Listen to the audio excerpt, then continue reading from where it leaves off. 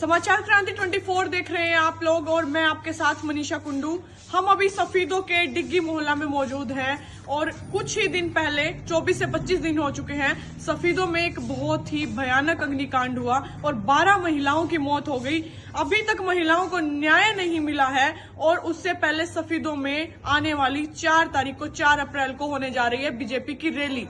और जो इस समाज के लोग हैं जिनके घर पर ये अनहोनी घटनाएं हुई हैं, जिनके जो परिवारजन हैं वो नहीं रहे इस दुनिया में, उनमें बहुत ही रोष है।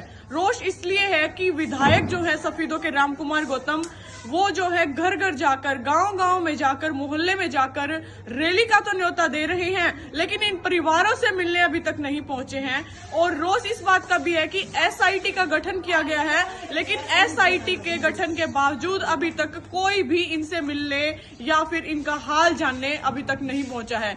ऐसे में आज डिग्गी मोहल्ले में सर्व समाज इकट्ठा हुआ है, या फिर जो पीड़ित हैं जिनके परिवारजन गए हैं वो इकट्ठा हुए हैं और एक अहम फैसला लेने जा रहे हैं।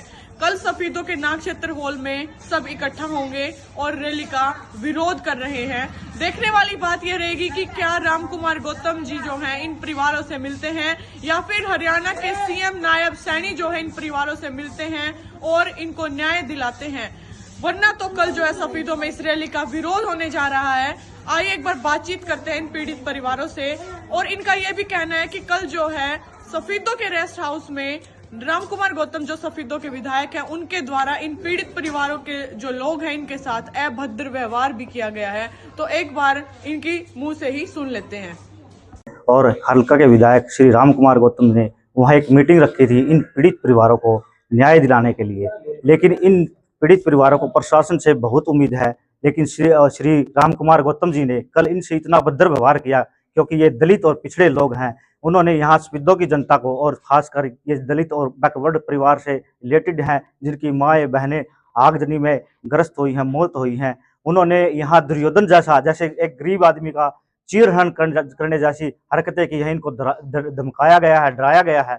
हम सरकार से अपील करते हैं, माननीय मुख्यमंत्री श्री नायब सिंह सैनी से, कि आज तक वो नहीं जागे हैं और यहाँ सफीदों में रैली करना चाहते हैं और वो रैली का फायदा करना चाहते हैं कि पहले इन गरीबों की पुकार सुनी जाए। जब तक इन गरीबों की पुकार नहीं सुनी जाएगी तो उनकी रैली सफल होने की कोई संभावना नहीं है। मैं मीडिया के साथियों के माध्यम से आपको भी और उनको भी अवगत कराना चाहता हूं, जो सरकार की मानसिकता है या श्री राम कुमार गौतम जी की जो मानसिकता है, इतने दिन से इन लोगों को भवंडर बनाए हुए, वो झूठ पे झूठ बोलता है। कभी कहता है कि मैंने उनके खिलाफ कार्रवाई करने के लिए आपको अवगत किया है, पुलिस प्रशासन को अलर्ट किया है, अब तक कोई कार्रवाई नहीं हो चुकी है। ये किसी भी कार्रवाई से संतुष्ट नहीं है। और रही हल्का विधायक श्री राम कुमार गौतम जी की बात, वो तानाशाही प्रकार का विचार अपनाए हुए हैं इन दलित परिवारों के प्रति। वो न्याय की बात नहीं करते, वो इनको धमकाते हैं कि ये मुद्दा कैसे न कैसे दब जाए। वो सिर्फ और सिर्फ उनका मुद्दा है रैली को सफल बनाना।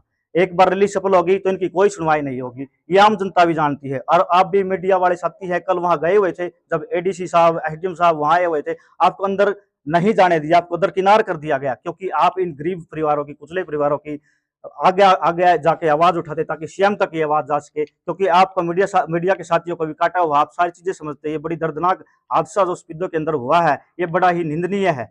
इसके लिए हम सरकार से और जनता के माध्यम से अपील करते हैं, हम 2 तारीख को, आने वाली जो 2 तारीख है, यहाँ एक धरना प्रदर्शन करेंगे। अगर धरना प्रदर्शन तक सीएम साहब खुद मिल करके यहाँ चल करके आते हैं हमारी मांग मांगने के लिए, इन गरीब पीड़ित परिवारों के लिए हमने जो उचित मुआवजे और एक पक्की परमानेंट नौकरी की जो मांग रखी है इन गरीब परिवारों के लिए, अगर वो आकर के सुनते हैं तो अच्छी बात है। वरना फिर हम रैली में उनका समर्थन भी करेंगे। वो भी जानते हैं हम किस तरह उनका समर्थन करेंगे और किस तरह क्या करेंगे। वो आगे का हमारे प्लान रहेगा कि हमने आगे क्या करना है। और मैं इसी बात को और थोड़ा आगे ये बढ़ाना चाहता हूँ कि आप मीडिया के साथी हैं, जिनके माध्यम से ही हम आगे विचार प्रकट करना चाहते हैं। कल एडीसी साहब भी आए थे, वो भी आए थे। हमें बॉन्डर बनाया जा रहा है इन गरीब पीड़ित परिवारों को कि मैंने मुख्यमंत्री जी से बात कर ली है, आपको उचित मुआवजा मिलेगा, आपको सरकारी नौकरियां मिलेंगी। जब उसको सरकारी नौकरी के बारे में बात कही कि आप लिखित में दे दो, आपकी मुख्यमंत्री जी के साथ बात हो चुकी है, गरीब पीड़ित परिवारों को उचित मुआवजा सरकारी नौकरी की बात हो चुकी है, आप लिखित में दे दो। तो वो बोला इनको मैं न्याय नहीं मिलने दूंगा और इनको न्याय नहीं मिलेगा, तू क्या कर लेगा, तू कौन है, क्या है। मैं इन गरीब पीड़ित परिवारों के साथ हूं और जब तक मेरे शरीर में एक खून का कतरा भी है, जब तक इनके लिए लड़ता रहूंगा, चाहे मेरी जान चली जाए। और आने वाले 4 तारीख से पहले भी कुछ लोग ऐसे जो आत्मदाह कर सकते हैं और उसका जिम्मेवार श्री राम कुमार गौतम जी होंगे। अगर किसी जान और माल की हानि हुई है 4 तारीख तक, उसके जान वाली मान के हानि श्री राम कुमार गौतम, क्योंकि उनकी जो विचारधारा है वो दाबने कुचलने और गरीबों का शोषण करने की विचारधारा है। उनको यहाँ स्पीडो में विधायक नहीं बनाना चाहिए था। और हम विधानसभा में भी और लोकसभा में एक प्रधानमंत्री जी को हमने शाम को एक लेटर लिखा है, उनको विधानसभा स्पीडो से बर्खास्त करने के लिए हम पूरी मुहिम चलाएंगे। वो स्पीडो में विधायक के लायक नहीं है, क्योंकि उनकी जो मानसिकता है, उनके विचार हैं, वो हमेशा ही गरीबों का शोषण करने के लिए, पीड़ितों को और पीड़ित करने के लिए रहा है।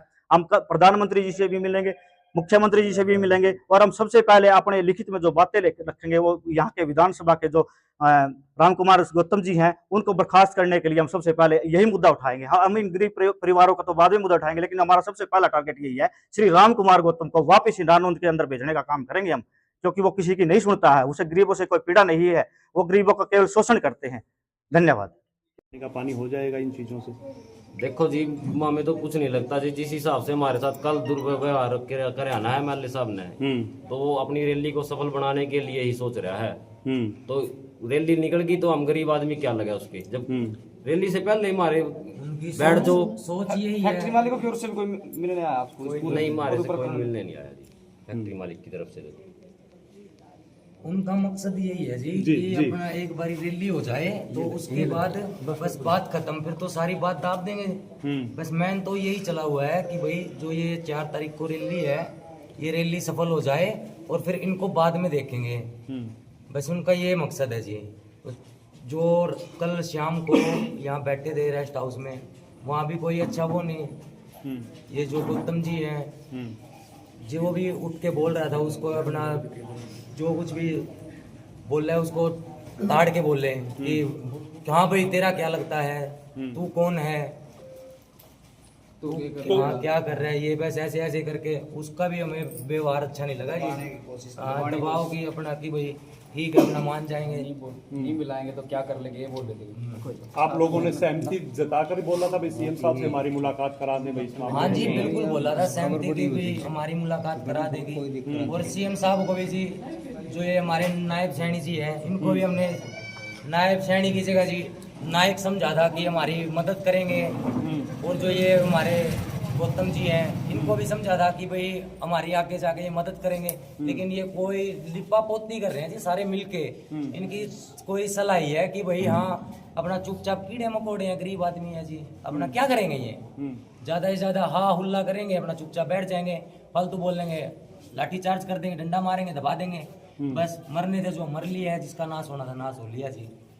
अब आगे देखो जी, 2 तारीख की आज जोड़ गया है, प्रार्थना है जी ज्यादा से ज्यादा एक बार वहाँ पे आके जी हमको आश्वासन जो भी है हमको न्याय दिलाए जी। बस रिक्वेस्ट आपसे हाथ जोड़ के। डीसी और एडीसी भी वहाँ पर मौजूद हाँ, थे, जो कि चेक लेकर वहाँ आए थे। क्या उनका कैसा रवैया देखने को मिला? रवैया यही था जी कि हाँ भाई 5 लाख रुपए इनको चेक में दे दो। डीसी तो कुछ बोल ही नहीं रहा था, राम कुमार गौतम ही खाड़ ना रहा था, डीसी तो कुछ बोल नहीं रहा था।